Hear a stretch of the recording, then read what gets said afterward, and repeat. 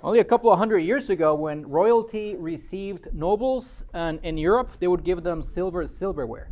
But if it was another king or queen visiting, they would give them aluminum silverware, because at some point it was worth more than silver. But processes change. Processes to acquire it and to actually make it into products have changed to the point that now aluminum is dirt cheap. We want to do the same thing on the moon, liberating metals so that it also liberates different products and economies. Yeah, there's actually an interesting method of extracting raw materials using biomining. So you want to dive into the technical details? Whenever you want, yeah.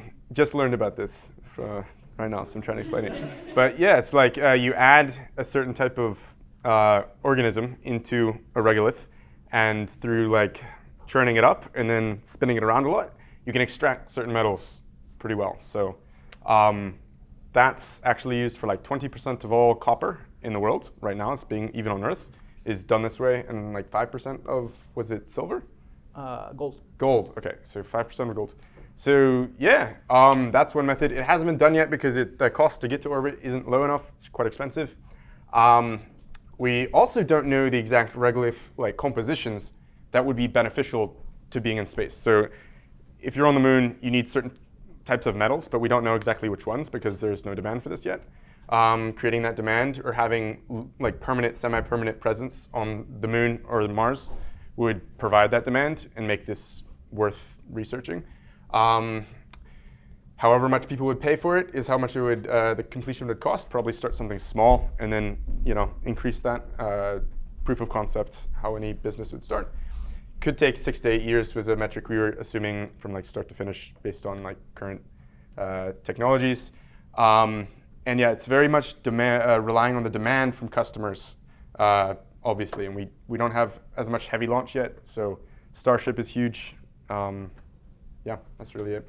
Yeah, so I think it's back to the chicken and egg situation. Nobody's done it because there's no need in the market. There's no need in the market because no one's there yet.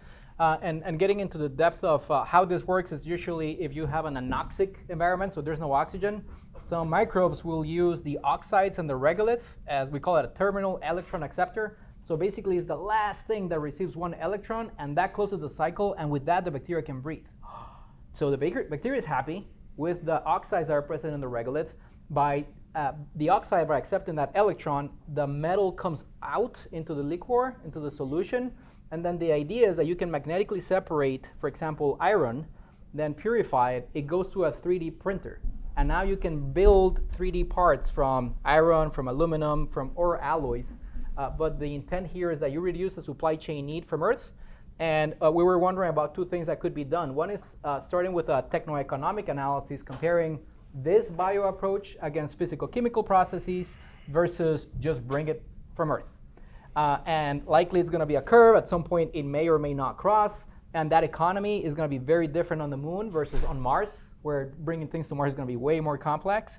But the other thing is not waste time on a techno-economic analysis and put that money into actually maturing the technology. Awesome. Cool. All right. Cool. Well, stay right there, because you have time for some red teaming and Q&A. I know. Anyone? Questions? Comments? Useful suggestions. Yeah. Oh my God. Yeah, go for it. Sorry. Do you have to bring the chemicals to the moon with you in order to do this? Could maybe not. Maybe we could do it on like the asteroid or the other location where it's being picked up. It's an idea, yeah.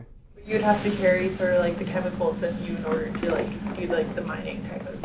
Yeah, it would probably make more sense to try and take back only what you need, if possible. Or if the machinery to do this is heavy, you'd want to have it on some surface like the moon. So, yeah, good to think about. And then some substrates you will need to replenish. And the other thing is, like, if anybody's taking a probiotic, that's lyophilized cells. Basically, those cells are dormant, and they come back to life when they are in the right conditions, water and substrates. So same thing. In this case, it could be tablets of these organisms stored for replenishing the culture when it needs it. But yeah, it's not a perfectly closed loop. You will need to add substrates and filter some metabolic byproducts to make sure the pH is stable and things like that. Okay, we have time for one quick one. One more. So if this is inorganic, you can think of them almost as reagents, right? But are they recyclable, or do they? You don't have to cut my close. I can always recycle. The reagents or the cells? Well, whatever you can. Whatever you're using to add into the regolith, can you reuse it again? Can you take a little bit and then you get more? Yeah, the cells, yes, until a certain point. And the reagents, whatever the bacteria is using as food, the substrate, the carbon source, that you need to keep replenishing that. So it's not a perfectly closed loop. But bio-waste. You could just use bio-waste. yeah, I was going to say, this loop can overlap with other loops from the ECLIS system, for example. Yeah, what I was going to bring up is, rather than thinking about the scope of it being mining, is there a way to change the equation of your consumables by inserting this in the process of the consumables, like in ECLIS systems or waste remediation of any type? Air remediation, water remediation. Yep. And just to close up, same thing as what you said for the supply goes for the output. A comment that was there is like maybe the product that we should be pitching is not the metal, but actually go and build a component, say it's like electronics or something. So the minimum viable product would be the raw material, but in reality, you could pitch this in a different way where you actually have a product. Thank you guys. All right. Cool. Good job, dude.